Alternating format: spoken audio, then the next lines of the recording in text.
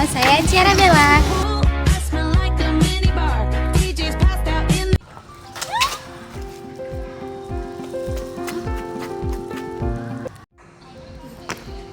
Kami dari kelompok 5 dengan judul Hakikat Peserta Didik dalam Pendidikan Islam. Nah, pendidikan Islam memiliki tujuan untuk membentuk manusia yang beriman, berilmu, dan berakhlak mulia. Dalam prosesnya, peserta didik memiliki peran penting, yaitu sebagai individu yang memiliki fitrah dan potensi yang perlu dikembangkan. Karena itu, pemahaman tentang hakikat peserta didik diperlukan agar tujuan pendidikan Islam berjalan secara optimal. Baiklah, sekarang di sini saya akan menjelaskan tentang pengertian peserta didik. Peserta didik adalah individu yang sedang menjalankan proses pertumbuhan dan pembelajaran untuk mengembangkan potensi fisik, intelektual, emosional, dan spiritual. Dalam pendidikan Islam, peserta didik dipandang sebagai manusia yang memiliki fitrah serta berbagai potensi yang perlu dibimbing dan diarahkan agar berkembang sesuai dengan ajaran Islam.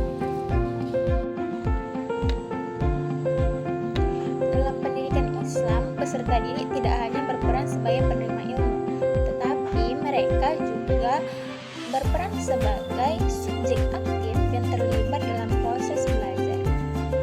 Mereka memiliki tanggung jawab untuk mencari, memahami, mengembangkan, dan mengamalkan ilmu yang diperoleh sebagai bentuk ibadah kepada Allah Subhanahu wa Ta'ala. Nah, sekarang kita akan membahas tentang hakikat peserta didik. Hakikat peserta didik dalam pendidikan Islam adalah manusia yang memiliki fitrah, akal, dan berbagai potensi yang dianugerahkan Allah Subhanahu wa Ta'ala. Potensi tersebut harus dibina melalui pendidikan agar berkembang menjadi pribadi yang beriman, berilmu, berakhlak mulia, dan mampu menjalankan tugas sebagai hamba Allah serta khalifah di bumi. Selanjutnya, kita masuk ke karakteristik peserta didik.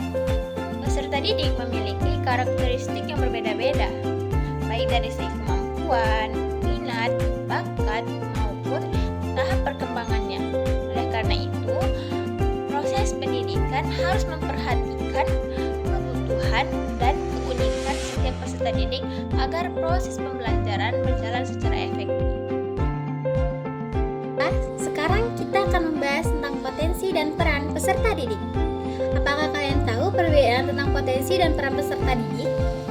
Sini aku kasih tahu. Pertama, kita akan membahas tentang peran peserta didik.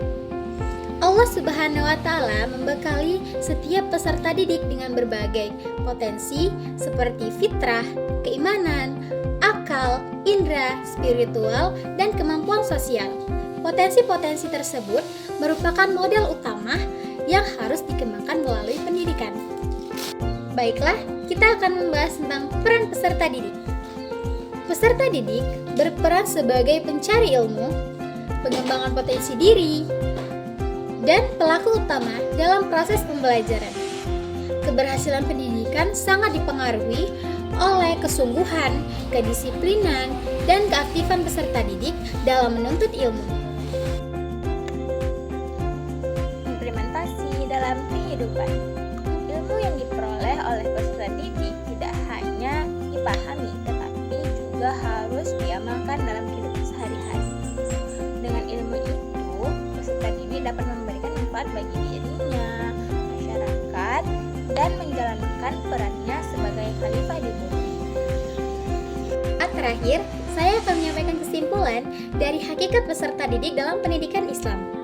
Peserta didik dalam pendidikan Islam adalah individu yang memiliki fitrah dan berbagai potensi yang perlu dikembangkan melalui proses pendidikan. Dengan bimbingan yang tepat, peserta didik dapat tumbuh menjadi manusia yang beriman, berilmu, bertakwa, dan berakhlak sesuai dengan tujuan pendidikan Islam. Sekian kesimpulan dari penyampaian materi kami. Terima kasih karena telah menonton video kami. teman-teman, tahukah kalian bahwa sekolah adalah langkah awal menuju cita-cita kalian? Di sekolah dasar, kita belajar dasar membaca, menulis, dan berhitung. Betul sekali. Pendidikan dasar membentuk fondasi karakter dan disiplin belajar. Setelah menyelesaikan sekolah dasar, anak-anak siap ke jenjang sekolah menengah pertama. Saatnya mengembangkan kemampuan berpikir kritis dan rasa ingin tahu yang lebih dalam. Di sekolah menengah pertama, kita belajar memahami dunia, bekerja sama, dan mulai mengenal potensi diri kita. SMP penting untuk membentuk kebiasaan belajar mandiri, sikap tanggung jawab, dan kerjasama yang baik. Setelah SMP, perjalanan berlanjut ke SMA. Masa untuk menentukan arah masa depan dan membangun cita-cita yang lebih tinggi. Di SMA, kita belajar berpikir kritis, berani bermimpi besar, dan mempersiapkan diri untuk masa depan yang kita inginkan. Pendidikan 9 tahun adalah pondasi masa depan kita semua. Mari terus belajar dan berkarya untuk Indonesia yang cerah. Sekian dari kami. Jangan lupa like,